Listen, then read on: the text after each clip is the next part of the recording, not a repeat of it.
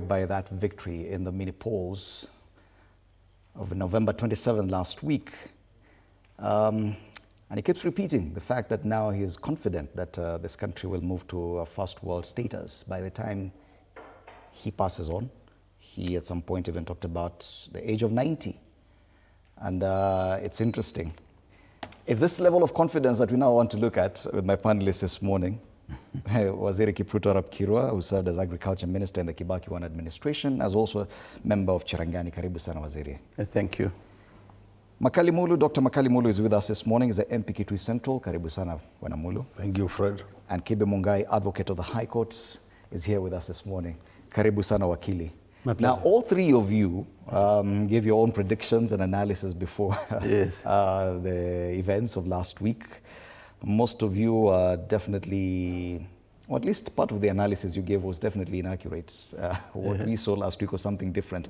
Bwana Kirwa, do you see any factor that you may have underestimated in your pre-by-election analysis? First of all, thank you for this opportunity, Fred. And let me say at the onset, condemn the level of violence that was visited, especially the people of Malaba and other parts of the country, whether meted by the candidates themselves or by the state agents. It is deplorable that we can get so low as to spill blood among ourselves. The second issue is that this is now proper analysis. And when you look at all the 22 positions for MCAs, the opposition won, the government lost. Why do I say so? If you assume that ODM is with UDA in the next election, and you look at all those factors that arose out of us changing positions that were hitherto belonged to Kenya Kwanza, start with Mumbuni, north in Machakos. It was Chap, it went to Wiper. DCP took 3 new positions with a huge majority in some of the areas, both in central Kenya, Nairobi, and western. And we were able also to flip over the win by, and even Narok, there was one in Narok. They were also able to flip over the Fort Kenya win in the last election in one of the wards.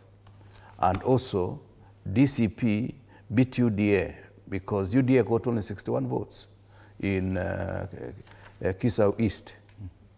So when you look at overall, in areas where UDA was controlling, they were shaken, including the fact that it was Kenya Kwanza's seat in Mbeere North, because DP was then in Kenya Kwanza.